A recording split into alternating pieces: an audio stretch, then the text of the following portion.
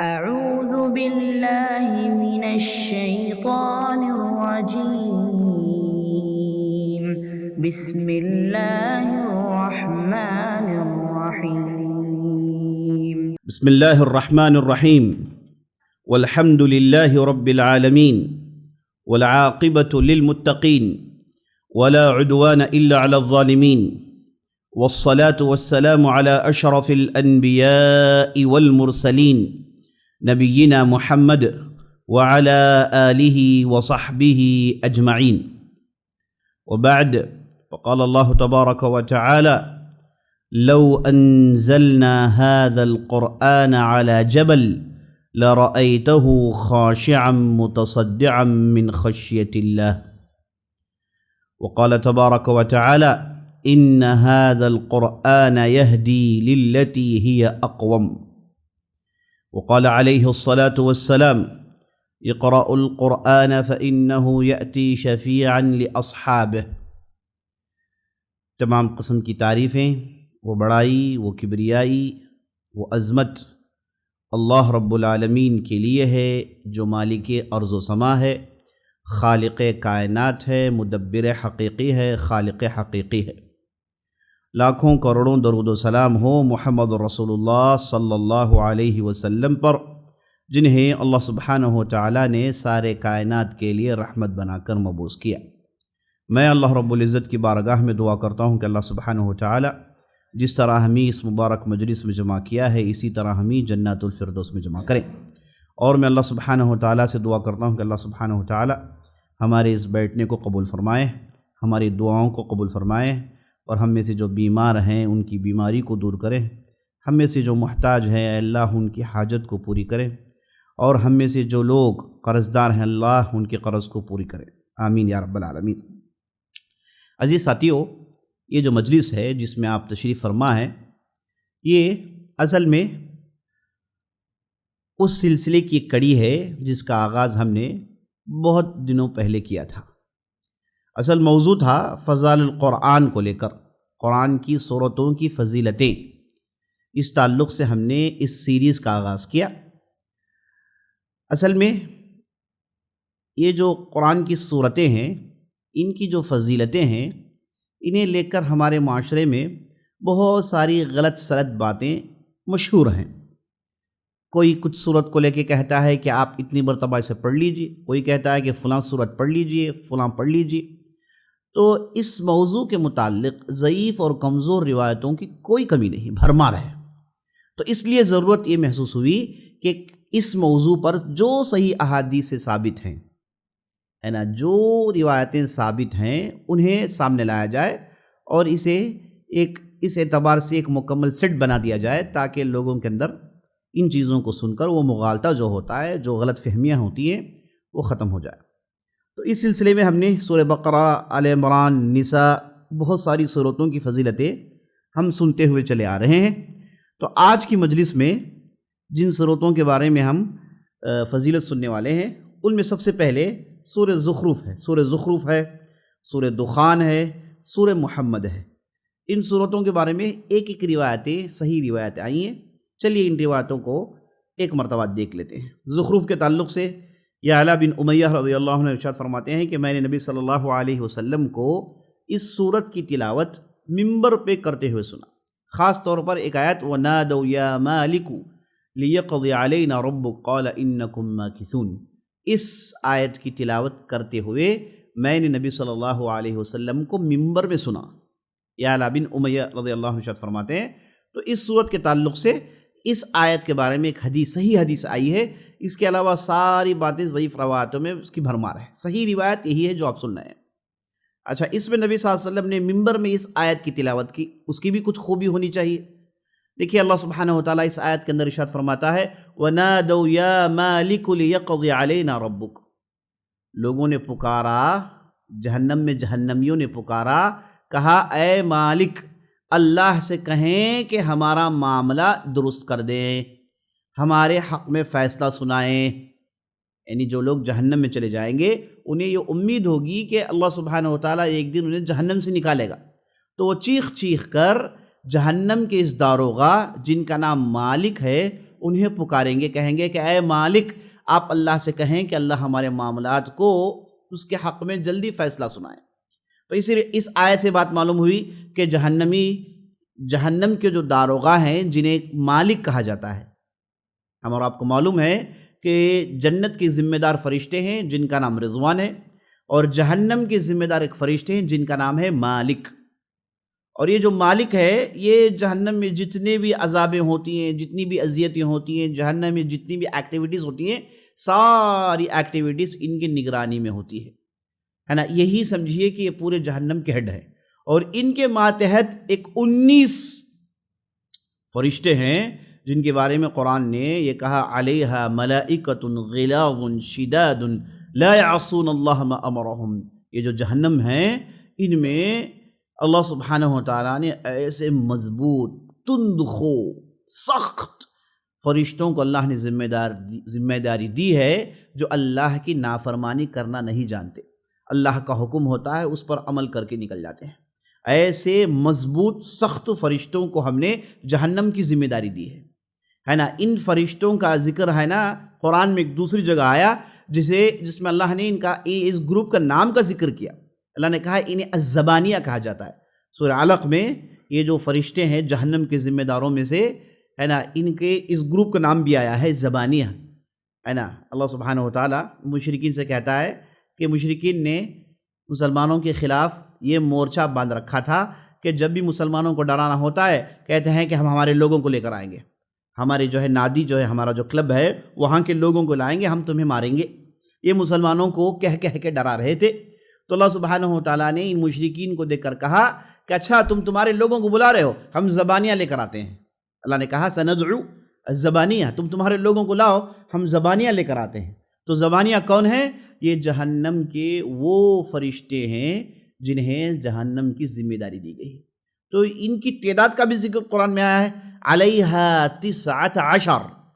ہم نے جہنم کے جو ذمہ دار فرشتوں کو بنایا ہے ان کی تعداد 19 کی ہے۔ اللہ سبحانہ وتعالیٰ نے ان کی تعداد 19 کا ذکر کیا، یعنی 19 ایسے فرشتے ہیں جو جہنم کے ذمہ دار ہوں گے۔ تو ان 19 فرشتوں کا یہ جو گروپ ہے اسی کا نام زبانیہ ہے، اور ان 19 فرشتوں کے ذمہ دار ہے مالک علیہ السلام۔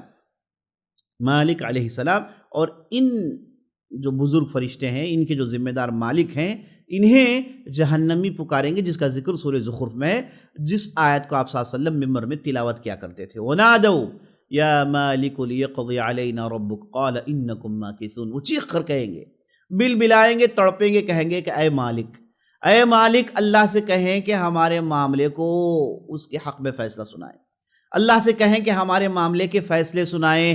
اور پتہ ہے مالک کیا کہیں گے؟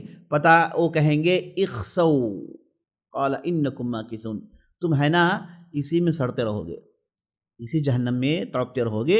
اور اللہ سبحانہ وتعالیٰ نے فرشتوں کو اللہ کی حکم کی تعمیل کا جذبہ ایسے ڈالا ہوا ہے کہ وہ بندوں کی چیخ پکار سے اللہ کی نافرمانی نہیں کریں گے۔ ہاں رحم ہے، کرم سب کچھ ہے، لیکن اللہ کی نافرمانی یہ لوگ کرنا نہیں چاہتے۔ لا یعصون اللہ ما امرہم وَيَفْعَلُونَ مَا يُؤْمَرُونَ، اللہ کا حکم ہو جائے اسے کر گزرتے ہیں، اور اللہ کی نافرمانی کی گنجائش نہیں ہے۔ تو بہرحال اس صورت میں اس آیت کی تلاوت آپ نے کی ہے جو صحیح حدیث سے ثابت ہے۔ اسی طریقے سے اس روایت کو سن لیجئے گا سورہ دخان کے تعلق سے۔ عبداللہ بن عتبہ بن مسعود رضی اللہ عنہ ارشاد فرماتے ہیں کہ میں نے نبی صلی اللہ علیہ وسلم کو مغرب میں سورہ دخان کی تلاوت کرتے ہوئے میں نے سنی۔ تو آپ صلی اللہ علیہ وسلم نے سورہ دخان کی تلاوت مغرب کی نماز میں کی ہے، اور یہ روایت نسائی میں موجود ہے۔ اسی طریقے سے سورہ محمد کے تعلق سے ابن عمر رضی اللہ عنہ ارشاد فرماتے ہیں کہ میں نے نبی صلی اللہ علیہ وسلم کو مغرب کی نماز میں سورہ محمد کی تلاوت کرتی ہوئی میں نے سنی۔ میں نے آپ صلی اللہ علیہ وسلم کو سورہ محمد کی تلاوت کرتے ہوئے میں نے سنا ہے۔ تو زخرف کا ذکر آپ نے سنا، دخان کا آپ نے ذکر سنا، سورہ محمد کا ذکر سنا۔ دیکھیے اگر آپ ضعیف روایتوں میں جائیں گے، موضوع روایتوں میں جائیں گے تو بھرمار ہوگی۔ میں نے آپ کو بارہا کہا ہے یہ جو فضائل القرآن کا جو موضوع ہے اس میں بہت زیادہ ضعیف کمزور موضوع روایتیں لوگوں نے جان بوجھ کے گھڑے ہیں۔ احادیث کو گھڑا جاتا ہے، اور خاص طور پر باطل افکار کے لوگ، باطل سوچ رکھنے والے جب اسلام میں داخل ہو گئے تو انہوں نے ساری کوشش کی کہ اپنے باطل سوچوں کو احادیث کے ذریعے سے انہیں پروموٹ کیا جائے، تو ان لوگوں نے احادیث کو گھڑا۔ اور تعجب کی بات یہ ہے کہ فضائل القرآن کی تعلق سے جو روایتیں آئی ہیں، کمزور اور موضوع روایتیں آئی ہیں، انہیں گھڑنے میں نیک لوگوں کا بھی ہاتھ ہے۔ نیک لوگ جب انہوں نے دیکھا کہ لوگ احادیث میں، فقہ کے معاملات میں بزی ہیں، تو لوگوں نے قرآن کا حق ادا نہیں کیا، تو انہوں نے اپنے من سے بعض روایتوں کو گھڑ کے لوگوں میں اس کی ترویج کر ڈالی، کہا کہ دیکھو بھائی قرآن کے بارے میں یہ آیا ہے، یہ آیا ہے، یہ ہے، تاکہ لوگ آئیں اس قرآن کی تلاوت کریں۔ ایسا بھی تاریخ میں ہمارے ہوا ہے۔ اب اس کے بعد جس سورت کی فضیلت آپ کے سامنے میں لانا چاہتا ہوں وہ ہے سورۃ الفتح۔ زید بن اسلم رضی اللہ عنہ ارشاد فرماتے ہیں کہ عمر بن خطاب رضی اللہ عنہ نے یہ کہا کہ وہ ایک سفر میں آپ صلی اللہ علیہ وسلم کے بغل میں سواری میں آگے بڑھ رہے تھے، اور انہوں نے نبی صلی اللہ علیہ وسلم سے کچھ پوچھا، کچھ بولا، آپ صلی اللہ علیہ وسلم نے نظر انداز کیا، جواب نہیں دیا۔ دوسری مرتبہ عمر بن خطاب نے کچھ پوچھا، آپ صلی اللہ علیہ وسلم نے جواب نہیں دیا، نظر انداز کیا۔ پھر تیسری مرتبہ پوچھا، آپ صلی اللہ علیہ وسلم نے جواب نہیں دیا۔ تو عمر بن خطاب رضی اللہ عنہ گھبرا گئے، اور انہوں نے اپنے دل ہی دل میں کہا کہ میں نے نبی صلی اللہ علیہ وسلم کو بہت میں نے ستا دیا ہے، بار بار میں نے سوال پوچھ کے آپ صلی اللہ علیہ وسلم کو میں نے پریشان کر دیا ہے۔ اس لیے وہ یہ کہہ کے اپنے گھوڑے کو آگے بڑھاتے ہیں اور آگے چلے جاتے ہیں، اور اس کے بعد کہتے ہیں کہ میرے دل میں یہ سوچ آ رہی تھی کہ کہیں میری اس غیر ضروری اصرار کی وجہ سے، یعنی غیر ضروری میں نے جو انسسٹ جو کیا آپ صلی اللہ علیہ وسلم کو سوال پوچھ کے، کہیں اس تعلق سے قرآن تو نازل نہ ہو جائیں، کہیں قرآن میں میرے بارے میں کچھ نہ نازل ہو جائیں۔ کہتے ہیں کہ میں اسی خوف میں تھا، پیچھے سے ایک آواز آئی اور اس آواز نے میرا نام پکارا، میں نے پلٹ کر دیکھا تو نبی صلی اللہ علیہ وسلم کے ایک صاحب بلا رہے تھے مجھے، اور میں نبی صلی اللہ علیہ وسلم کے قریب گیا تو نبی صلی اللہ علیہ وسلم نے عمر بن خطاب کو دیکھ کر کہا کہ اے عمر، قرآن میں اللہ سبحانہ و تعالیٰ نے بہت ہی بہترین خوشخبری سنائی ہے، ایسی خوشخبری سنائی ہے جس کی وجہ سے، یعنی ایسی خوشخبری جو میری نظر میں سب سے زیادہ محبوب ترین ہے۔ دنیا میں جتنی بھی خواہشات ہیں، سب خواہشات میں سب سے زیادہ میری نظر میں سب سے محبوب ترین ایک صورت اللہ نے نازل فرمائی۔ عمر بن خطاب نے پوچھا اللہ کے رسول کیا ہے؟ تو آپ صلی اللہ علیہ وسلم نے کہا اِنَّا فَتَحْنَا لَكَ فَتْحًا مُبِينًا لِيَغْفِرَ لَكَ اللَّهُ مَا تَقَدَّمَ مِن ذَنبِكَ وَمَا تَأَخَّرَ وَلِيُتِمَّ نِعْمَتَهُ عَلَيْكَ وَيَهْدِيَكَ صِرَاطًا مُسْتَقِيمًا وَيَنصُرَكَ اللَّهُ نَصْرًا عَزِيزًا۔ سورہ فتح کو اللہ سبحانہ وتعالیٰ نے نازل کیا ہے۔ یہ ساری روایت ہے، اور عمر بن خطاب رضی اللہ عنہ نے جب ان آیتوں کو سنا وہ بھی کافی خوش ہو گئے۔ اچھا، یہ جو واقعہ عمر بن خطاب رضی اللہ عنہ کے ساتھ پیش آیا، یعنی انہوں نے 3 مرتبہ پوچھا اور تینوں مرتبہ نبی صلی اللہ علیہ وسلم نے جواب نہیں دیا، تو یہ انوکھا مسئلہ نظر آ رہا ہے۔ عام طور پر عمر بن خطاب نبی صلی اللہ علیہ وسلم کے قریبی لوگوں میں سے ہیں، ان کے سوالات کے جوابات تو آپ صلی اللہ علیہ وسلم دیا کرتے تھے، لیکن اس بار ہو کیا گیا تھا؟ اصل میں یہ حدیث جو ہے صلح حدیبیہ کی زمانے کی حدیث ہے۔ صلح حدیبیہ ایک ایسا واقعہ ہے جو 7 ہجری میں پیش آیا، جس میں آپ صلی اللہ علیہ وسلم نے اپنے اصحاب سے کہا کہ ہم اس بار عمرے کے لیے جائیں گے، تو نبی صلی اللہ علیہ وسلم کے ساتھ لگ بھگ 1500 سے زیادہ کی تعداد تیار ہو گئی عمرہ کرنے کے لیے، اور پہنچے، لیکن مشرکین نے روک لیا۔ انہوں نے کہا کہ نہیں، تم اس بار حج عمرہ نہیں کر سکتے۔ تو انہوں نے پھر اپنے کنڈیشنز سنائے، اور ان کنڈیشنز ظاہری طور پر ایسے تھے جنہیں قبول کریں گے تو آپ اپنے آپ کو کمزور ثابت کریں گے، ہے نا، آپ کے لیے ظاہری طور پر تھوڑی بہت اس میں ہیومیلیشن نظر آ رہی تھی۔ اس لیے عمر بن خطاب رضی اللہ عنہ نے نبی صلی اللہ علیہ وسلم سے بحث کر دیا آپ صلی اللہ علیہ وسلم سے، کہا کہ اللہ کے رسول یہ جو کنڈیشنز ہے، یہ کیا بات ہے کہ ان کا آدمی ہمارے پاس آئے گا تو ہم واپس کریں گے، ہمارا آدمی ان کے پاس گیا تو وہ واپس نہیں کریں گے، یہ کیسی بات ہے؟ یہ شرط کیسے ہم قبول کر سکتے ہیں؟ اور اس کے بعد ہم عمرہ کے لیے آئے ہیں، ہم حالت احرام میں ہیں، ہمارے پاس ہتھیار بھی نہیں، ان لوگوں کو کیا حق بنتا ہے کہ یہ ہمیں کعبے سے روکے، حرم سے روکے؟ تو ظاہری طور پر آپ صلی اللہ علیہ وسلم نے 4-5 کنڈیشنز کو ایسے مان لیے تھے جنہیں آپ صلی اللہ علیہ وسلم کا یہ ماننا عمر بن خطاب کو پسند نہیں آیا، تو انہوں نے بحث کر ڈالی، انہوں نے کہا کہ اللہ کے رسول یہ کیسے مقبول نہیں ہے۔ تو جب بات انہوں نے گرم بحث کر ڈالی تو آپ صلی اللہ علیہ وسلم کو سمجھیے کہ ایک قسم کی مایوسی ہوئی، تو اس لیے آپ صلی اللہ علیہ وسلم نے عمر بن خطاب سے تھوڑی دیر کے لیے بات چیت نہیں کی، اور عمر بن خطاب نبی صلی اللہ علیہ وسلم سے بات کرنے کے بعد پھر ابوبکر صدیق کے پاس گئے، اور ابوبکر صدیق کا بھی وہی رویہ تھا. انہوں نے کہا کہ یہ کیسے شروط ہیں، آپ نے کیسے مان لیا؟ ابوبکر صدیق نے کہا کہ اللہ کا حکم ہے، نبی صلی اللہ علیہ وسلم نے کہا تو ہم ماننا ہی پڑے گا. تو عمر بن خطاب رضی اللہ عنہ یہ جو شروط تھے ان کو قبول کرنے میں ان کے لیے دقت ہو رہی تھی، اور بعد میں جب اس کا انہیں شدت سے احساس ہوا، دل کی گہرائی سے احساس ہوا کہ بھائی میں نے کیسی غلطی کر ڈالی. جب اللہ اور اللہ کے رسول نے کچھ کہہ دیا تو مخالفت کرنے کی کہاں سے گنجائش پیدا ہوتی ہے؟ مخالفت کرنے کے لیے ہم آخر ہوتے کون ہیں؟ تو عمر بن خطاب کو اس فکر نے خوب کھایا، اور یہ ساری زندگی سوچتے رہے، اور انہوں نے ڈھیر سارے مرتبہ توبہ کیا، اور اللہ سبحانہ وتعالیٰ نے یہ صورت نازل کر کے یہ کہہ دیا کہ جن کنڈیشنز کو آپ نے حدیبیہ کے میدان میں مانا تھا، یہ کنڈیشنز آپ کے لیے کھلی جیت ہیں. اِنَّا فَتَحْنَا لَكَ فَتْحًا مُبِينًا، ہم نے آپ کے لیے بہترین جیت کا انتظام کیا ہے، کھلم کھلا جیت ہے آپ کی. ظاہری طور پر کنڈیشن مان کے مسلمان واپس آ رہے ہیں، اور اسی موقع پر پہلی مرتبہ صحابہ نے نبی صلی اللہ علیہ وسلم کے حکم کی تعمیل کرنے میں تھوڑی بہت کترات محسوس کی. آپ صلی اللہ علیہ وسلم نے کہا کہ بھائی احرام اتار دو، ہم کو واپس جانا ہے. کسی صحابی نے اتارا نہیں، سب ششدر رہ گئے، کھڑ کے سوچ رہے ہیں کہ بھئی ہو کیا گیا ہے. تو اس کے بعد ام سلمہ نے نبی صلی اللہ علیہ وسلم سے کہا کہ آپ جائیں، آپ احرام اتاریں، آپ کو دیکھ کے سارے لوگ احرام اتار دیں گے. تو نبی صلی اللہ علیہ وسلم نے احرام اتارا، اور اس کے بعد روزہ توڑا تو سبوں نے احرام اتارا. تو اس سے معلوم ہوا کہ صحابہ ایک کیفیت سے گزر رہے تھے، وہ پوری امید لے کر آئے تھے کہ جائیں گے حرم میں، عمرہ کریں گے، اپنے ملک میں جائیں گے، اپنے لوگوں کو دیکھیں گے. جب نبی صلی اللہ علیہ وسلم نے ان کی کنڈیشنز کو مان لیا تو بہت سارے لوگوں کو بے قراری ہوئی. تو یہاں پر عمر بن خطاب کے ساتھ اس وجہ سے آپ صلی اللہ علیہ وسلم نے 3 مرتبہ ان کے سوالات کے جوابات نہیں دیے، اور بعد میں عمر بن خطاب کو بلا کے نبی صلی اللہ علیہ وسلم نے اس صورت کا نازل ہونے کی خوشخبری سنائی. کہا کہ دیکھو اللہ نے ہمارے ان کنڈیشنز کو ماننے کے بارے میں کہا کہ ہم نے تمہیں کھلی جیت دی ہے. اِنَّا فَتَحْنَا لَكَ فَتْحًا مُبِينًا. تو یہ صورت کے تعلق سے یہ فضیلت آئی ہے.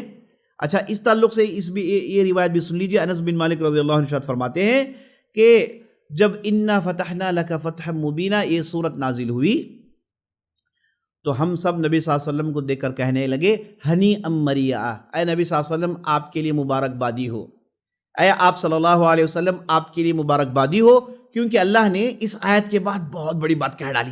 اللہ نے کہا اِنَّا فَتَحْنَا لَكَ فَتْحًا مُبِينًا لِيَغْفِرَ لَكَ اللَّهُ مَا تَقَدَّمَ مِن ذَنبِكَ وَمَا تَأَخَّرَ وَيُتِمَّ نِعْمَتَهُ عَلَيْكَ وَيَهْدِيَكَ صِرَاطًا مُسْتَقِيمًا. اللہ نے کہا کہ اللہ سبحانہ وتعالیٰ اے نبی صلی اللہ علیہ وسلم آپ کے اگلے پچھلے گناہوں کو اللہ معاف کر دے، اور اللہ سبحانہ وتعالیٰ تم پر اپنی نعمت کو مکمل کر دے، اور تمہیں سیدھے راستے میں ڈال دے، اور تمہاری سب سے مضبوط ترین مدد کرے. تو نبی صلی اللہ علیہ وسلم کے اگلے پچھلے گناہوں کی معافی کی بشارت سنائی گئی. اللہ اکبر. اسی لیے صحابہ نے جب آیت پڑھی تو آئے آپ صلی اللہ علیہ وسلم کو خوشخبری دینے لگے، کہا کہ آپ کے لیے مبارکبادی ہو، آپ کے لیے مبارکبادی ہو، کیونکہ اللہ سبحانہ وتعالیٰ نے آپ صلی اللہ علیہ وسلم کے حق میں اتنی بڑی بات کہہ ڈالی. تو آپ کو اس چیز سے یہ سننے کے بعد آپ کے ذہن میں وہ سیناریو پیدا ہو گیا ہوگا کہ کیسے صحابہ اور نبی صلی اللہ علیہ وسلم قرآن کے ساتھ انٹریکٹ کرتے تھے. قرآن کے آیتوں کے نازل کا انتظار، قرآن کے آیتوں کو قبول کرنا اور انہیں اس پر غور و خوض کرنا، اسے اپنی زندگی سے جوڑ کر رکھنا، قرآن کو اپنی زندگی کا ایک حصہ بنانا. اس واقعے سے آپ کے ذہن میں دیکھیے آیت نازل ہوئی، مبارکباد دے رہے ہیں، یعنی آیتوں کو سمجھ رہے ہیں اور آیتوں کے ساتھ بھرپور طور پر انٹریکٹ کر رہے ہیں. اچھا، جب نبی صلی اللہ علیہ وسلم کی مغفرت نازل ہو گئی اور آپ صلی اللہ علیہ وسلم کی مبارکباد دینے لگے تو اللہ سبحانہ وتعالیٰ نے چند دنوں کے بعد اسی صورت میں ایک دوسری آیت کو نازل کی جس میں اللہ نے کہا لِيُدْخِلَ اللَّهُ الْمُؤْمِنِينَ وَالْمُؤْمِنَاتِ جَنَّاتٍ تَجْرِي مِن تَحْتِهَا الْأَنْهَارُ وَيُكَفِّرُ عَنْهُمْ سَيِّئَاتِهِمْ. اللہ نے کہا کہ مومنین مرد اور مومنین عورتوں کے گناہوں کو اللہ سبحانہ وتعالیٰ معاف کرتا ہے اور انہیں جنت میں ڈالتا ہے جس کے نیچے نہریں دوڑ رہی ہوتی ہیں. اللہ اکبر. تو نبی صلی اللہ علیہ وسلم کو مبارکبادی ہوئی اور اس کے بعد اللہ نے اس آیت کو نازل کر کے مومنین کو بھی مبارکباد سنا دی۔ یہ ساری باتیں انس بن مالک رضی اللہ عنہ کی روایت میں موجود ہیں۔ اچھا، اسی طریقے سے ہم دیکھتے ہیں، یہ ہو گیا سورۃ الفتح کے بارے میں فضیلت باتیں۔ اسی طریقے سے ہم سورہ قاف کی فضیلت دیکھتے ہیں۔ سورہ قاف کے دیکھیے تعلق سے ارشاد فرمایا گیا کہ آپ صلی اللہ علیہ وسلم عید الفطر کے موقع پر، عید الاضحیٰ کے موقع پر آپ صلی اللہ علیہ وسلم سورہ قاف اور سورہ قاف اور سورہ قمر عیدین کی نماز میں پڑھا کرتے تھے۔ سورہ قاف اور سورہ قمر عیدین کی نمازوں میں پڑھا کرتے تھے۔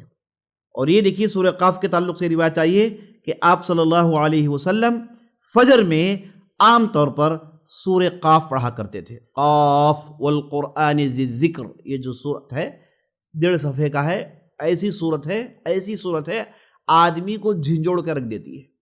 آپ صلی اللہ علیہ وسلم عام طور پر جمعے میں، عیدین میں، فجر کی نماز میں اس سورت کی تلاوت کرتے تھے۔ اللہ اکبر۔ یہ سورت آپ آیت پر غور کریں گے تو آپ کو پتہ چلے گا کہ اللہ اکبر، جو لوگ اس زبان کو سمجھتے ہیں ان آیتوں کو سننے کے بعد انکار کرنے کی کوئی گنجائش نہیں ہوتی، ممکن ہی نہیں۔ آدمی سننے کے بعد ان آیتوں کا گرویدہ نہ ہو جائے، ان آیتوں کا غلام نہ ہو جائے، یہ آیت انہیں اندر سے ہلا نہ دے، ممکن نہیں۔ ایسی بہترین صورت ہے۔ اللہ سے دعا کریے گا کہ اللہ سبحانہ وتعالی ہم اور آپ کو عربی زبان میں قرآن سمجھنے کی توفیق بخشے۔ دیکھیے قطبہ بن مالک رضی اللہ عنہ ارشاد فرماتے ہیں کہ دیکھیے قرآن سے کیسے اثر لیتے ہیں۔ قطبہ کہتے ہیں کہ میں نبی صلی اللہ علیہ وسلم کے ساتھ فجر کی نماز پڑھ رہا تھا تو آپ صلی اللہ علیہ وسلم نے قاف کی تلاوت شروع کی، اور جب آپ صلی اللہ علیہ وسلم اس آیت میں رکے وَالنَّخْلِ بَاسِقَاتٌ لَهَا طَلْعٌ نَضِيدٌ، یہ جو آیت، جب آپ صلی اللہ علیہ وسلم اس آیت کے پاس رکے تو میں آپ صلی اللہ علیہ وسلم کی تلاوت اور قرآن کے الفاظ، اللہ اکبر کیا کہنا، اور تاثر کا کیا کہنا، اللہ اکبر۔ آدمی تصور کرتا ہے تو رونگٹے کھڑے ہو جاتے ہیں کہ وہ کیسا ماحول رہا ہوگا۔ صاحب قرآن پڑھ رہا ہے، وہ تلاوت کر رہے ہیں، اور ان کے پیچھے صحابہ کی مقدس جماعت قرآن کو سن رہی ہے، اور سبھوں کے دلوں میں قرآن کا ایسا اثر، اور سبھوں کو اللہ کا کلام سمجھ میں آ رہا ہے اور اثر لے رہے ہیں۔ دیکھیے صحابی کہتے ہیں، قطبہ بن مالک کہتے ہیں کہ میں ان آیتوں میں ایسا کھو گیا، اور آیتوں سے مجھے اتنا مزہ آ رہا تھا کہ میں ان آیتوں کو بار بار پڑھ رہا تھا، اور دل میں، حالانکہ امامت آپ صلی اللہ علیہ وسلم کی چل رہی ہے، لیکن آیتوں کی تاثیر اتنی کہ میں دل میں وَالنَّخْلِ بَاسِقَاتٍ لَهَا طَلْعٌ نَضِيدٌ، یہ میں اسے بار بار دہرا رہا ہوں، یہاں تک کہ آپ صلی اللہ علیہ وسلم نے پوری سورت ختم کر ڈالی اور رکوع میں چلے گئے۔ تو میں کہتے ہیں کہ میں تو گم ہی ہو گیا تھا۔ وہ آپ صلی اللہ علیہ وسلم کی تلاوت کی خوبصورتی، الفاظ کی خوبصورتی، اور وہ ان میں جو معنی بیان کیے گئے ان معنوں کی خوبصورتی اس میں کھو گیا، ایسا کہ مجھے پتہ ہی نہیں چلا۔ آپ صلی اللہ علیہ وسلم نے پوری سورت کی تلاوت کی اور آپ صلی اللہ علیہ وسلم سجدے میں چلے گئے، رکوع میں چلے گئے۔ تو اللہ اکبر عزیز ساتھیو، قرآن کا ایسا ہی اثر ہونا چاہیے، قرآن کا اثر ایسا ہی ہونا چاہیے۔ آدمی جب قرآن پڑھے، جسے کہا جاتا ہے نا، اگر آپ چاہتے ہیں کہ قرآن پڑھتے وقت آپ کے اندر وہ تاثر پیدا ہو تو اس کے لیے آپ کو 2 کام کرنے ہیں۔ پہلا کام یہ کہ آپ یہ سوچیں کہ یہ قرآن سیدھے آپ سے بات کر رہا ہے، سیدھے قرآن آپ سے گفتگو کر رہا ہے، کسی اور سے نہیں، کسی کفار یا مشرکین یا دوسرے لوگوں سے نہیں۔ قرآن سیدھے آپ سے گفتگو کر رہا ہے، آپ سے بات چیت کر رہا ہے، یہ سوچیے آپ۔ نمبر 2، تھوڑی دیر کے لیے سوچ لیجئے کہ یہ کس کا کلام ہے؟ اللہ سبحانہ و تعالیٰ کا کلام ہے۔ 7 آسمان زمین کا رب، جس کی عظمت، جس کی خلاقیت، جس کی رزاقیت کا کوئی حد نہیں، انسان اس کا تصور بھی نہیں کر سکتا۔ اللہ اکبر۔ اور یہ عظیم رب، یہ عظیم اللہ آپ سے گفتگو کر رہا ہے۔ یہ 2 چیزوں کو تھوڑی دیر کے لیے دل میں سوچ لینا چاہیے، تاکہ آپ کے دل میں وہ جذبہ اور وہ تیقظ، وہ تنبہ پیدا ہو، یعنی آپ کے اندر وہ بیدار ہونے کا وہ جذبہ پیدا ہو۔ سبحان اللہ۔ تو قرآن سے تاثر حاصل کرنا یہ صحابہ کا طریقہ ہوا کرتا تھا۔ اسی لیے صحابہ کی جو جماعت ہے مقدس کیوں ہو گئی؟ کیونکہ ان کے پاس قرآن تھا. یہ اکثر و بیشتر لوگ صاحب قرآن تھے. قرآن پڑھنا اوڑھنا بچھونا تھا ان کا. ابھی دیکھیے اس روایت کو سنیے گا. ام ہشام بنت حارثہ رضی اللہ عنہ ارشاد فرماتی ہیں میں نے اخذت قاف من فی رسول اللہ صلی اللہ علیہ وسلم یوم الجمعۃ وهو يقرأ بها على المنبر كل جمعہ. ام ہشام رضی اللہ عنہ ارشاد فرماتی ہیں کہ میں نے نبی صلی اللہ علیہ وسلم سے سیدھے براہ راست من فی رسول اللہ یعنی آپ صلی اللہ علیہ وسلم کے منہ سے میں نے اس صورت کو یاد کیا ہے جب آپ صلی اللہ علیہ وسلم ممبر میں کھڑے ہو کے جمعے کے موقع پر اس صورت کی تلاوت کرتے تھے. دیکھیں آپ صلی اللہ علیہ وسلم کے خطبے لمبے چوڑے مختلف موضوعات ہے نا ایسے نہیں ہوتے تھے. آپ صلی اللہ علیہ وسلم کے خطبے مختصر ہوتے تھے 15-20 منٹ کے. ان میں عام طور پر آپ صلی اللہ علیہ وسلم قرآن پڑھتے تھے. لیکن ہماری قوم چونکہ قرآن نہیں سمجھتی, ہماری قوم دین کے اساسے سے کتنی دور ہے, دین کی بنیادوں سے کتنی دور ہے. دیکھیے وہ صحابہ کی جماعت تھی, انہیں قرآن سمجھ میں آتا تھا تو آپ صلی اللہ علیہ وسلم قرآن پڑھتے تھے. سورہ قاف ام ہشام کہتی ہیں کہ میں نے نبی صلی اللہ علیہ وسلم سے براہ راست سیدھے میں نے اس صورت کو یاد کیا ہے. اللہ اکبر. میں نے اس صورت کو جبکہ آپ صلی اللہ علیہ وسلم ہے نا جمعے کے دن اسے پڑھا کرتے تھے. اور مزید دوسری بات میں دیکھیے کہتے ہیں لقد كانت تنورنا وتنور رسول اللہ صلی اللہ علیہ وسلم واحدا. کہتی ہیں ایکسٹرا انفارمیشن ایڈ کرتی ہیں, کہتی ہیں کہ جب نبی صلی اللہ علیہ وسلم مدینہ آئے اور ہم آپ صلی اللہ علیہ وسلم کے بغل میں رہا کرتے تھے, قریب رہا کرتے تھے, ہمارے اور نبی صلی اللہ علیہ وسلم کا ایک ہی تنور ہوتا تھا. تنور کہتے ہیں جسے فرنس کہتے ہیں نا, اوون جیسا مٹی کا ہوتا تھا جس میں روٹیاں سیکی جاتی تھی, روٹیوں کے سیکتے تھے, اسے کہتے ہیں تنور. کہتی ہیں کہ ہمارا اور نبی صلی اللہ علیہ وسلم کا تنور ایک ہی ہوتا تھا, کامن جگہ ہوتا تھا. ہم دو ہے نا لگ بھگ 2 سال تک 1.5 سال تک ایک ہی تنور استعمال کرتے تھے. اور کہتی ہے کہ اسی دوران جب بھی جمعے کا موقع آ جاتا آپ صلی اللہ علیہ وسلم جمعے میں ٹھہر کر اس صورت کی تلاوت کرتے تو میں ان صورتوں کو سن کے یاد کر لیتی تھی. اللہ اکبر. تو اب اندازہ لگائیے گا سننے کے بعد چیز یاد ہو گئی تو کیسا ذہن رہا ہوگا اور کیسی لگاؤ رہی ہوگی زبان کو لے کر. کیونکہ عرب تھے, ان کے پاس زبان کو لے کر غیر معمولی لگاؤ تھا. عربی زبان اوڑھنا بچھونا تھا, ان کے پاس کوئی دوسرا مشغلہ نہیں تھا. ان کے ملک بڑے بڑے نہیں تھے, یہ ویل ڈیولپ کنٹریز میں نہیں رہتے تھے. ان کی زندگی خانہ بدوش تھی, صحرا میں رہتے تھے. ان کے پاس انٹرٹینمنٹ کے لیے اگر کوئی چیز تھی تو وہ تھی شعر و شاعری, زبان دانی. یہی ان کے لیے اوڑھنا بچھونا تھا. تو اللہ سبحانہ وتعالیٰ نے انہی کی اس مناسبت سے قرآن نازل کیا, ایسی زبان میں نازل کیا کہ انہوں نے اپنی شعر و شاعری چھوڑی, سیدھے قرآن کو پکڑ لیا. کہا کہ اس میں جو خوبصورتی, اس میں جو جمال ہے کہیں اور نہیں ہے. اللہ اکبر. تو یہ جب جذبہ ہوتا ہے تو ایک مرتبہ سننے کے بعد چیزیں یاد ہو جاتی ہیں.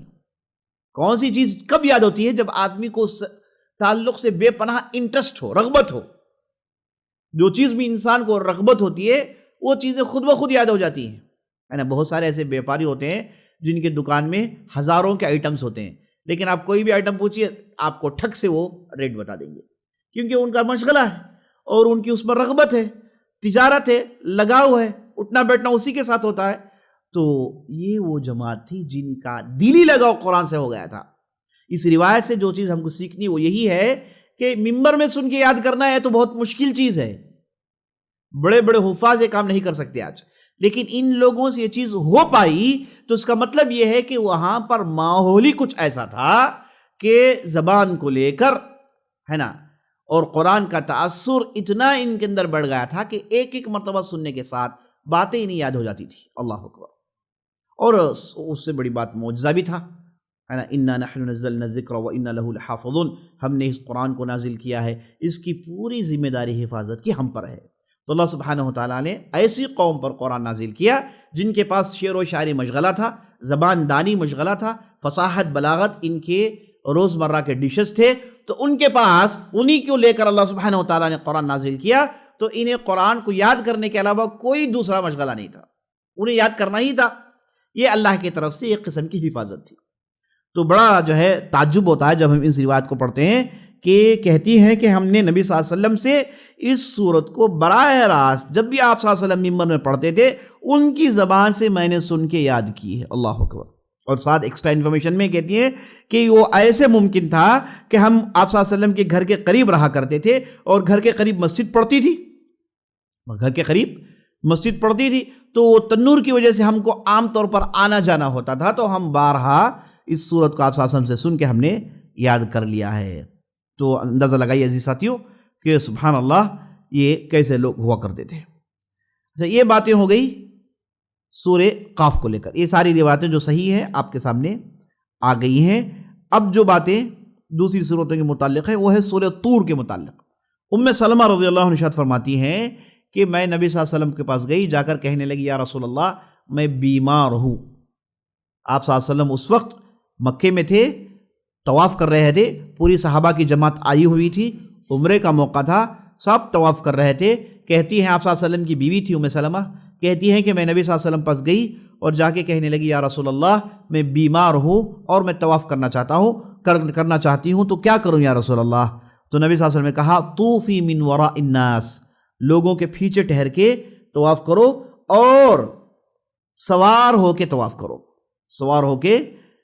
کرو۔ کہتی ہیں کہ میں نے ویسے ہی طواف کیا، اور جب میں طواف کر رہی تھی تو میں نے نبی صلی اللہ علیہ وسلم کو مقام ابراہیم کے پاس، کعبے کے پاس اس سورت کی تلاوت کرتی ہوئے میں نے سنی، والطور والکتاب المسطور، یہ جو سورۃ طور ہے اس کی تلاوت میں نے آپ صلی اللہ علیہ وسلم کو کرتے ہوئے سنا ہے۔ تو اس بات معلوم ہوئی، پہلی بات یہ معلوم ہوئی کہ آپ صلی اللہ علیہ وسلم نے یہ کہا کہ طواف کرو، اگر بیمار ہو تو سواری میں بیٹھ کے طواف کرو۔ تو معلوم ہوا کہ سواری میں بیٹھ کے طواف کرنا جائز ہے، سواری میں بیٹھ کے طواف کرنا جائز ہے۔ ایک ایسا بھی زمانہ تھا کہ لوگ گدھوں میں اور کھچروں میں، گھوڑوں میں اور اس کے بعد اونٹوں میں بیٹھ کے طواف کیا کرتے تھے، ایسا ماحول ہوا کرتا تھا۔ اچھا، اس میں جو نقطے والی بات یہ ہے کہ آپ صلی اللہ علیہ وسلم نے کہا طوفی من وراء الناس، ام سلمہ سے کہا کہ لوگوں کے پیچھے سے طواف کرو۔ تو معلوم ہوا کہ کعبے کے قریب جو لوگ طواف کرتے تھے وہ تھے مرد حضرات۔ جب یہ طواف کرتے تھے عورتیں ہوتی تھی، ان کا دائرہ باہر ہوتا تھا، یعنی عورتوں کے لیے الگ دائرہ ہوتا تھا، مردوں کے لیے الگ دائرہ ہوتا تھا، جو کہ آج آپ دیکھ نہیں پا رہے ہیں۔ آج کیا ہوتا ہے، عورت مرد مل جاتے ہیں، لوگ آئے اپنے ملک سے، اپنے ساتھ اپنے لوگوں کو لائے تو پوری ان کی گروپ بن جاتی ہے، اور اس کے بعد وہ گھومتے ہیں، اور دوسرے آتے ہیں وہ ان کی گروپ بنی ہوئی وہ گھومتے ہیں، عورت مرد اس میں جو ہے خلط ملط ہوتے رہتے ہیں، جس سے کافی پریشانی ہوتی ہے۔ اور کئی مرتبہ حکومت نے اس تعلق سے سوچا اور فرق کرنے کی کوشش کی، لیکن یہ جو لوگ مختلف ملکوں سے آتے ہیں، کوئی ہندوستان سے ہے، کوئی پاکستان سے ہے، کوئی انڈونیشیا سے ہے، کوئی دوسرے ملکوں سے ہے، اور وہ لوگ عربی زبان میں نہیں سمجھتے اور انہیں گم جانے کا ڈر ہوتا ہے، تو عام طور پر طواف کے دوران لوگ گم جاتے ہیں بھیڑ بھاڑ کی وجہ سے۔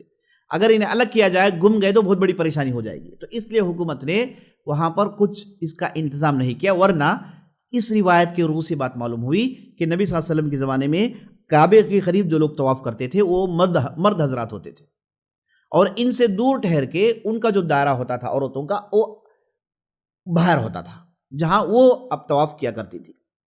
تو اسے بات معلوم ہوئی، اور اس روایت سے بات معلوم ہوئی کہ آپ سواری میں بیٹھ کے طواف کر سکتے تھے۔ اچھا، اس میں یہ بھی بات معلوم ہوئی کہ یہ کہتی ہے کہ میں نے نبی صلی اللہ علیہ وسلم کو امامت کرتے ہوئے دیکھا جب آپ صلی اللہ علیہ وسلم مقام ابراہیم کے پاس بھی تھے اور کعبے کے پاس بھی تھے۔ یہ کیسے ممکن ہے؟ اگر آج آپ دیکھیں گے مقام ابراہیم کعبے سے ہٹ کر ہے، جہاں پر امام ٹھہر کے نماز پڑھتے ہیں، کعبہ اور مقام ابراہیم کے درمیان گیپ ہے، تو یہ کیسے ممکن ہے؟ تو یہ بات آپ کو معلوم ہونی چاہیے کہ نبی صلی اللہ علیہ وسلم کے زمانے میں یہ جو مقام ابراہیم ہے سیدھے سیدھے کعبے سے لگا ہوا تھا۔ مقام ابراہیم جو ہے یہ کعبے سے لگا ہوا تھا۔ بعد میں عمر بن خطاب رضی اللہ عنہ کے زمانے میں اسے تھوڑا آگے کر دیا گیا، وہ سیلاب آنے کی وجہ سے، دوسری کلائمیٹیکل چینجز کی وجہ سے اسے آگے کر دیا گیا، اور اس کے بعد پھر اسے دوبارہ ٹچ کرنا ضروری نہیں سمجھا گیا، کیونکہ بعد میں آئیں گے لوگ بدلتے رہیں گے تو اچھی بات نہیں ہے، تو اسے ایسے ہی فکس کر دیا گیا ہے۔ ورنہ یہ جو مقام ابراہیم تھا سیدھے سیدھے کعبے سے لگا ہوا تھا۔ تو آپ صلی اللہ علیہ وسلم مقام ابراہیم کے پاس ٹھہر کے امامت کرتے تھے، تو کعبہ بھی سامنے ہے، مقام ابراہیم بھی سامنے ہے، تو اس لیے اس روایت میں ام سلمہ نے ایسی بات بتائی کہ آپ صلی اللہ علیہ وسلم کعبے کے پاس بھی تھے، مقام ابراہیم کے پاس بھی تھے، اور وہاں پر ٹھہر کے فجر میں آپ سورہ طور کی تلاوت کر رہے تھے، سورہ طور کی تلاوت کر رہے تھے. تو یہ بات معلوم ہوئی. اچھا، اس میں یہ جب سورہ طور کی بات آ گئی تو آپ کو یہ بات معلوم ہونی چاہیے کہ یہ جو سورہ طور ہے، اللہ اکبر، یہ ایسی مؤثر سورت ثابت ہوئی. ایک بہت بڑے صحابی جن کا نام عبداللہ بن جبیر بن مطعم تھا، وہ کہتے ہیں کہ میرے والد مشرک ہوا کرتے تھے، مسلمانوں کے دشمن ہوا کرتے تھے، لیکن انہوں نے ایک مرتبہ نبی صلی اللہ علیہ وسلم کو سورہ طور کی تلاوت کرتے ہوئے انہوں نے سن لیا، اور کہتے ہیں کہ میرے والد صاحب نے کہا کہ اس سورت نے مجھے ایمان کی طرف بلایا، اس سورت نے مجھے میرے دل میں ایمان کی چنگاری ڈالی، کیونکہ اس سورت کے اندر اللہ سبحانہ وتعالیٰ نے خاص طور پر اللہ ہے ام خلقوا من غیر شیء ام هم الخالقون، اللہ پوچھتا ہے کیا یہ لوگ ایسے ہی پیدا ہو گئے یا پھر پیدا کرنے والا کوئی ہے نا. اللہ سبحانہ وتعالیٰ انسانوں کو جھنجھوڑتا ہے. اللہ اکبر. تو کہ جبیر بن مطعم کہتے ہیں کہ ان آیتوں کو سن کے میرے دل میں ایمان پیدا ہوا، بعد میں وہ جا کے مسلمان ہو گئے، بعد ان کے لڑکے مسلمان ہو گئے. تو یہ ایسی بہترین صورت ہے. اللہ اکبر.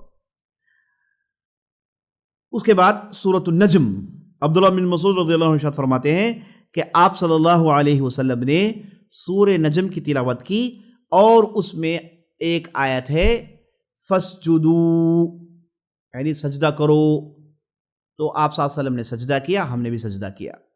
یہ قرآن کی پہلی صورت ہے جس میں سجدے تلاوت رکھی گئی ہے نا، پہلی صورت جس میں سجدے تلاوت رکھی گئی. بعد میں دوسری صورتوں میں بھی کل ملا کے پورے قرآن میں 14 مقامات ایسے ہیں جہاں پر سجدہ کرنا مستحب ہے، اسے سجدے تلاوہ کہتے ہیں.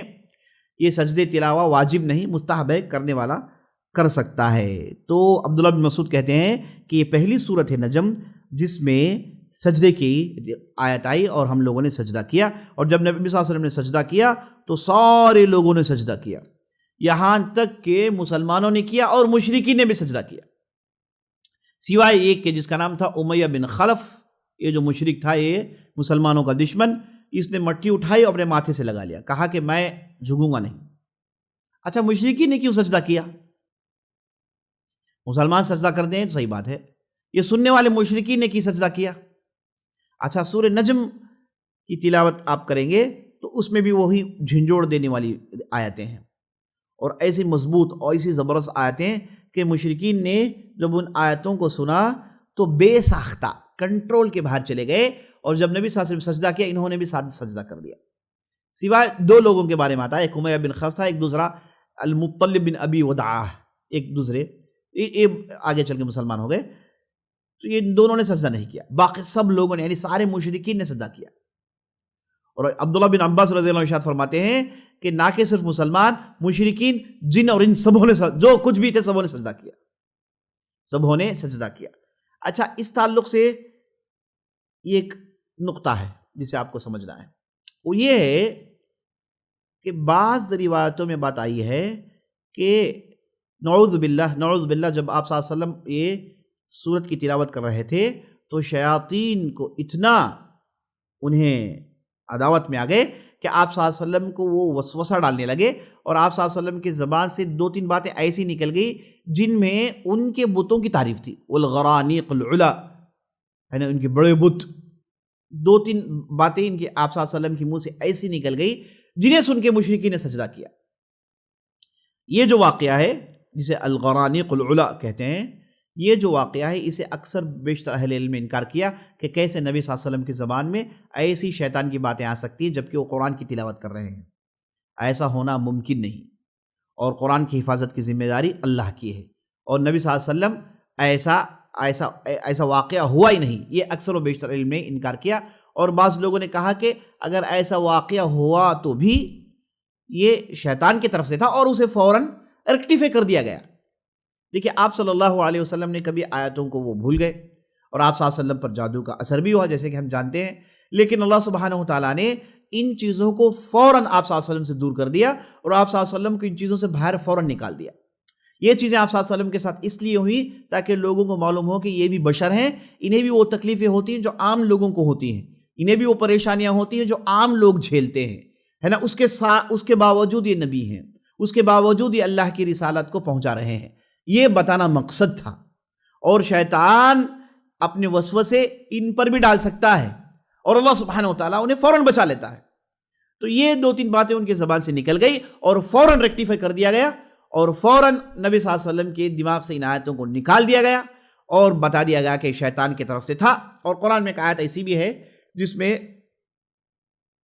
اذا تمنى القى الشيطان في امنيته، اللہ سبحانہ وتعالیٰ کہتا ہے کہ کبھی کبھار ایسا ہوتا ہے کہ وہ شیطان اپنے وسوسے ڈال دیتا ہے اور اس کے بعد اللہ سبحانہ وتعالیٰ ان وسوسوں کو ہٹا کے نبی صلی اللہ علیہ وسلم کی رسالت کی حفاظت کرتا ہے۔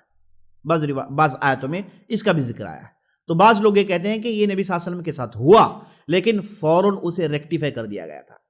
جب ان کے منہ سے الفاظ نکلے، اس لیے پیچھے کے جو مشرکین تھے انہوں نے بھی سجدہ کیا، کیونکہ ان کے بتوں کی بھی تعریف ہو رہی تھی۔ تو اسے اکثر و بیشتر اہل علم نے انکار کیا، جسے الغرانیق العلا، حدیث الغرانیق العلا کہتے ہیں، یعنی غرانیق کہتے ہیں وہ بڑے بڑے بتوں کا نام۔ تو یہ ایک حقیقت یہ ہے کہ اگر ایسا واقعہ ہو بھی جائے تو کوئی دقت نہیں، کیونکہ فوراً تو درست کر دیا گیا ہے۔ یعنی آپ صلی اللہ علیہ وسلم سے کئی ایسے چیزیں ہو گئی، بشر تھے، تو اللہ سبحانہ وتعالیٰ نے انہیں فوراً درست کر دیا گیا۔ ایک مرتبہ آپ صلی اللہ علیہ وسلم نے اپنے اوپر شہد حرام قرار دیا، اللہ نے کہا کہ لِمَ تُحَرِّمُ مَا أَحَلَّ اللَّهُ لَكَ تَبْتَغِي مَرْضَاتَ أَزْوَاجِكَ، آپ کیسے حرام قرار دے سکتے ہیں جو کہ حلال ہے؟ حلال حرام کیا آپ کریں گے؟ آپ اپنے بیویوں کی خواہشات کے مطابق آپ فیصلے سنائیں گے؟ اللہ سبحانہ وتعالیٰ نے نبی صلی اللہ علیہ وسلم کو ڈانٹا، تاکید کی۔ تو غلطی ہوئی ہے آپ صلی اللہ علیہ وسلم سے، لیکن اللہ سبحانہ وتعالیٰ نے فوراً اسے درست کر دیا ہے۔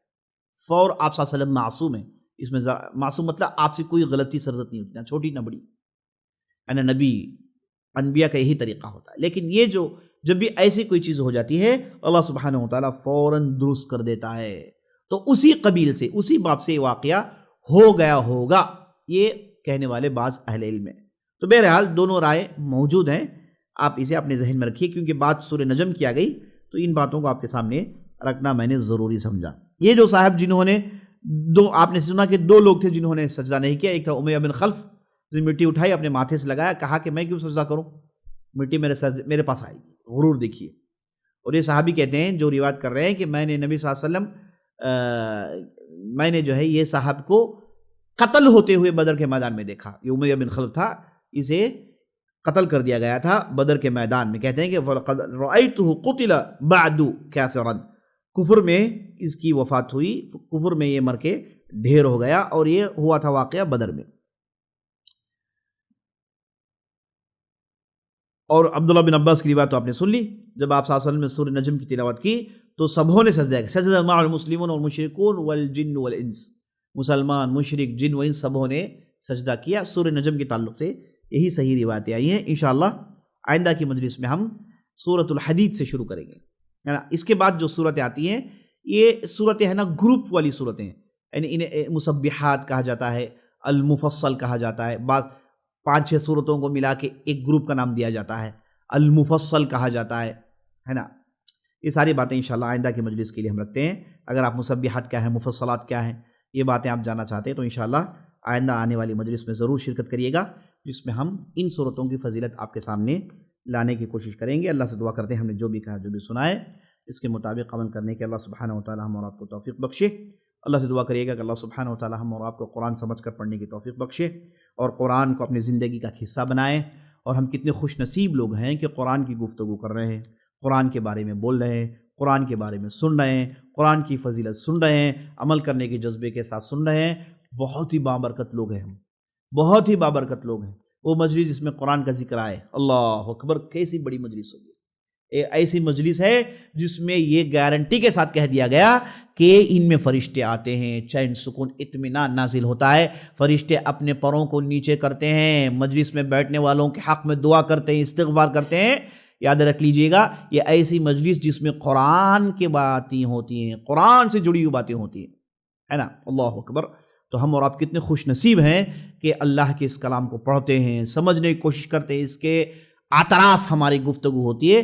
اللہ سے دعا کریے گا کہ اللہ سبحانہ وتعالیٰ اسی حالت میں ہماری زندگی کو بتا دیں۔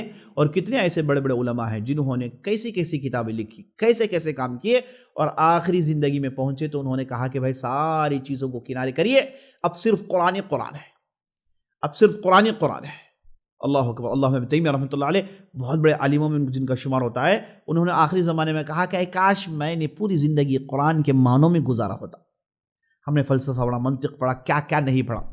اے کاش ہم نے صرف قرآن کے معنوں میں اپنی پوری زندگی گزاری ہوتی تو کتنا اچھا ہوتا۔ تو بڑے بڑے عالموں نے اپنے آخری زندگی میں اس امنگ، اس امید کا اظہار کیا۔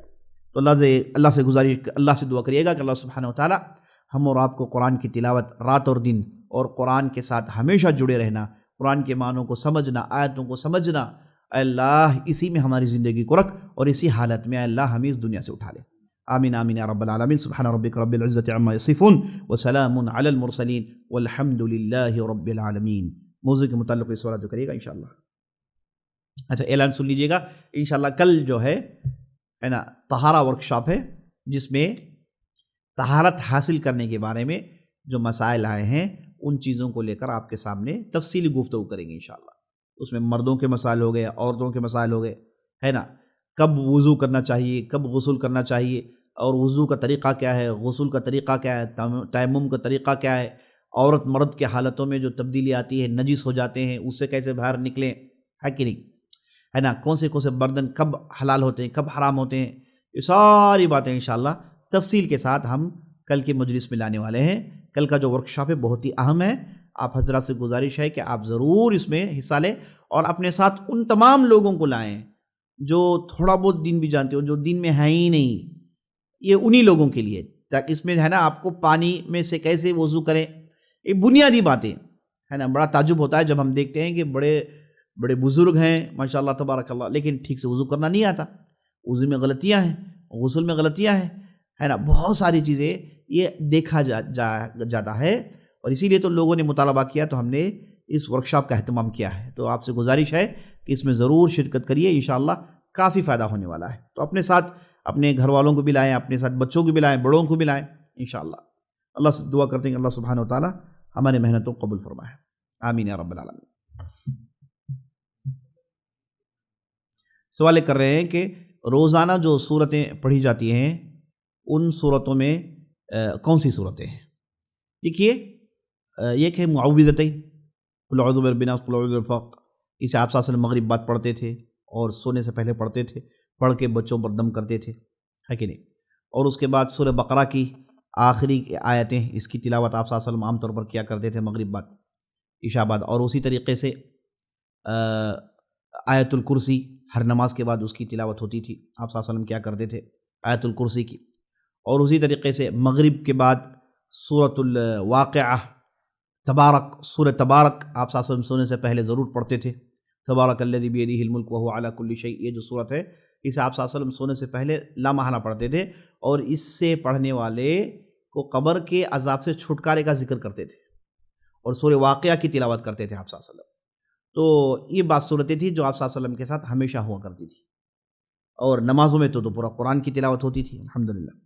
تو یہ صورتیں ہونے کے ساتھ ساتھ یہ بہترین تعویذ بھی ہیں، ہے نا، بہترین تعویذ بھی ہیں جسے آپ پڑھتے ہیں اور اس میں رزق میں برکت آتی ہے نا، اور عذاب جہنم سے، عذاب قبر سے بچا لیا جاتا ہے۔ اور اس کے بعد انشاءاللہ آئندہ کی مجلس میں یہ صورتیں آئیں گی نا، چونکہ ہم نجم، سورہ نجم تک پہنچ گئے، تو اس کے بعد واقعہ اور دوسری صورتیں ہیں، ان کی جو فضیلتیں آپ کے سامنے آئیں گی، تفصیل سے ہم انشاءاللہ اس میں گفتگو کریں گے انشاءاللہ آئندہ مجلس میں، واللہ اعلم۔ سوال کر رہے ہیں کہ یہ جو سجدے تلاوہ ہے، قرآن کے دوران جو سجدہ آتا ہے اس پر جب ہم سجدہ کرتے ہیں تو کیا پڑھتے ہیں؟ وہی پڑھے جو عام جو ہے سجدے میں پڑھتے ہیں، سبحان ربی الاعلیٰ، اسی کو پڑھیے۔ اگر آپ کو دعائیں یاد ہے تو پڑھیے گا، سبح قدوس رب الملائکۃ والروح سجد وجهه للذي خلقه وشق سمعه وبصره تبارك الله احسن الخالقین، سبحان ذی الجبروت والملکوت والکبریاء والعظمہ، یہ سب دعائیں ہیں جو سجدوں میں پڑھی جا سکتی ہے انشاءاللہ، واللہ اعلم۔ سوال کر رہے ہیں کہ جب قرآن ہم حفظ کر رہے ہیں، بعض آیتوں کو بار بار پڑھ رہے ہیں، بار بار جو سجدے والی آیت آئے ہیں تو کتنی مرتبہ سجدہ کریں؟ میں نے آپ کو بتا دیا سجدے تلاوہ کا حکم مستحب ہے، مستحب کا مطلب آپ چھوڑیں گے تو کوئی گناہ نہیں، اور یہ جو سجدہ ہے اگر آپ یہ نیت کر لیتے ہیں کہ میں اب جو ہے حفظ میں پڑھوں گا یا پھر تلاوت کروں گا، جتنی بھی جو ہے مرتبہ یہ سجدے آئیں، اس کے بعد جب میں نماز پڑھوں گا نا، فرض نماز، اس میں جو سجدہ کروں گا اس میں یہ سجدے داخل ہو جائیں، یہ نیت کر لیں گے آپ، اس کے بعد آپ نے فرض پڑھ لیا، سارا اس میں داخل ہو گیا، انشاءاللہ آپ کو اجر بھی ملے گا انشاءاللہ، واللہ اعلم۔ اور آپ بار بار ایک آیت پڑھ رہے ہیں 100 مرتبہ آپ نے آیتیں پڑھی، خاص طور پر سجدے والی آیت پڑھی، اس کے بعد آپ نے 1 مرتبہ سجدہ کیا تو بھی کافی ہے، انشاءاللہ واللہ اعلم۔ سورہ قاف، کہف، سورۃ الکہف۔ سورۃ الکہف کے بارے میں گزشتہ کی مجلس میں تفصیل آئی تھی، اگر آپ کو موقع ملے تو آپ ضرور ریکارڈ سن لیجئے گا۔ تو ہم نے اس تعلق سے جو حاکم کی روایت آئی ہے نا کہ جو آدمی سورہ کہف کی تلاوت کرے گا 2 جمعوں کے درمیان روشنی ہی روشنی ہوگی، ایک روایت آئی ہے جسے لے کر عام طور پر لوگ سورہ کہف اور جمعہ کو جوڑتے ہیں۔ یہ روایت کسی بھی اعتبار سے صحیح نہیں ہے، کمزور ترین روایتوں میں سے یہ روایت ہے، تو اس لیے اکثر بیشتر علماء نے اس روایت کو قبول نہیں کیا ہے۔ اچھا، ایک صحابی تھے جن کا نام عبداللہ بن عمر تھا، وہ اس پر عمل کرتے تھے، جمعہ کے دن سورہ کہف کی تلاوت کرتے تھے، تو ان کے عمل کی بنیاد پر اگر آپ کرنا چاہتے ہو تو کریں، لیکن یہ حدیث میں ہے اس لیے میں کرتا ہوں یہ مت سوچیں، یہ کرنے سے روشن ہو جائے گا جو آپ ضعیف روایت میں آئی بات، اس پر آپ اعتبار مت کریں، آپ اگر پڑھنا چاہتے ہو پڑھ سکتے ہیں، ورنہ جمعہ اور سورہ کہف کا کوئی تعلق نہیں ہے۔ سورہ کہف کی شروع کی آیتیں، آخری کی 10 آیتیں ہے نا، اس کے تعلق سے گزشتہ کی مجلس میں ہم نے تفصیل سے گفتگو کی ہے نا، کبھی آپ صلی اللہ علیہ وسلم نے اس کی تلاوت کا حکم دیا، کبھی آپ صلی اللہ علیہ وسلم نے اس کے حفظ کا حکم دیا، کبھی آپ صلی اللہ علیہ وسلم نے اسے جو ہے بار بار پڑھنے کا حکم دیا۔ شروع کی 10 آیتیں، آخری کی 10 آیتیں سورہ کہف کی، اور سورہ کہف پوری تلاوت کا بھی بعض روایتوں میں ذکر آیا ہے۔ تو یہ ہے نا، اس سے دجال کے عذاب سے بچنے کا اشارہ ملتا ہے۔ آپ صلی اللہ علیہ وسلم نے کہا کہ دجال کے عذاب سے بچنا ہے تو ان صورتوں کی ان آیتوں کی آپ تلاوت کیا کریے، اسے حفظ کر لیجیے۔ تو یہ سورہ کہف کے بارے میں صحیح روایت میں آئی ہے، لیکن اسے جمعے کے دن سے جوڑنا، اس تعلق سے جو ایک روایت آئی ہے وہ تو کمزور ترین ہے۔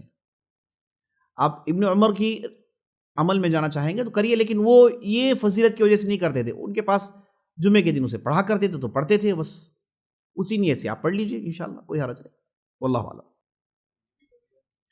سوال یہ پوچھ رہے ہیں کہ جو سورتوں کے نام ہیں کیا یہ بھی وہی ہے، کیا یہ بھی اللہ کی طرف سے ہے؟